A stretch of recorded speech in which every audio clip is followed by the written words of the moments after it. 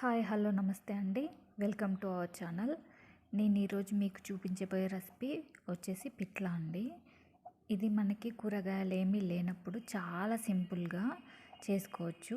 ఇది పూరీలోకి కానీ చపాతీలోకి కానీ చాలా బాగుంటుందండి. దీనికి మనం ఫస్ట్ ఒక 4 టేబుల్ స్పూన్స్ శనగపిండి తీసుకోండి. దీన్ని ఏంటంటే మనము ఉండలు లేకుండా కొద్ది కొద్దిగా వాటర్ యాడ్ చేస్తూ కలుపుకోవాలి. ఒకటేసారి వాటర్ వేయకూడదండి. ఉండలు ఉండలు ఉంటే ఇది మనకి పిట్లా అనేది సరిగా రాదనమాట, టేస్ట్ కూడా బాగోదు. సో కాబట్టి కొన్ని కొన్ని వాటర్ యాడ్ చేసుకుంటూ ఉండలు లేకుండా మనము ఈ శనగపిండిని అనేది బాగా కలుపుకోవాలి. ఈ పిట్లా అనేది మనకి కూరగాయలు ఏమీ లేనప్పుడు చాలా తక్కువ ఇంగ్రీడియంట్స్తో తొందరగా అయిపోతుంది అనమాట. ఇది పూరీలోకి కానీ చపాతీలోకి కానీ చాలా చాలా బాగుంటుంది. సో ఒకసారి ట్రై చేయండి. నెక్స్ట్ ఏంటంటే ఇప్పుడు మనం ఒక స్టవ్ మీద ఒక బౌల్ని పెట్టేసి అందులో నూనె వేయండి. నూనె బాగా వేడయ్యాక ఆవాలు, జీలకర్ర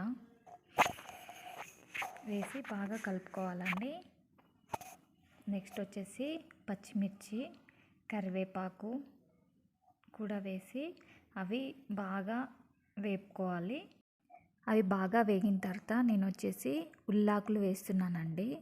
మీకు ఉల్లాకులు అవైలబుల్లో లేకపోతే ఉల్లిపాయలైనా తీసుకోవచ్చండి, కానీ ఉల్లిపాయలు మాత్రం ఎక్కువ క్వాంటిటీలో తీసుకోవాలి. నెక్స్ట్ వచ్చేసి పసుపు అండి. పసుపుని యాడ్ చేసేసి తర్వాత నేను ఒక 4 గ్లాసెస్ వాటర్ యాడ్ చేస్తున్నానండి. నేను 4 టీ స్పూన్స్ శనగపిండి తీసుకున్నాను కాబట్టి 4 గ్లాసెస్ వాటర్ యాడ్ చేశానండి.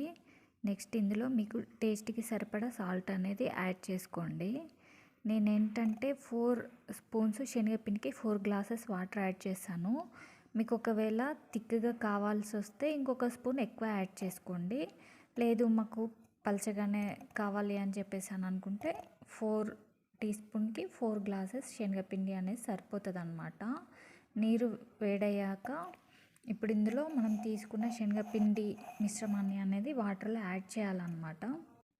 ఈ మిశ్రమాన్ని వాటర్లో యాడ్ చేసేటప్పుడు ఏంటంటే మీరు ఒకేసారి కాకుండా కొంచెం కొంచెం కొంచెం కొంచెం వేస్తూ నీటిలో బాగా కలిసేటట్టు కలుపుకోవాలండి.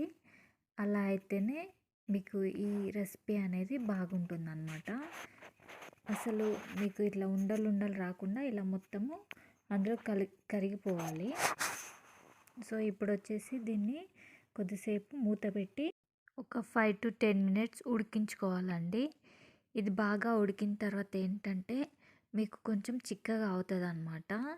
ఒకవేళ చెప్పాను కదండి, మీకు ఒకవేళ చిక్కగా కావాలనుకుంటే శనగపిండి కొంచెం ఎక్కువ యాడ్ చేయండి. ఒకవేళ మీకు లేదు మాకు పలచగానే కావాలి అనుకునే వాళ్ళు శనగపిండి కొంచెం తక్కువగా యాడ్ చేయండి. సో ఇది ఒక 5 to 10 మినిట్స్ కొంచెం ఉడికిన తర్వాత ఈ మిశ్రమం అనేది కొంచెం చిక్కగా అవుతుందండి.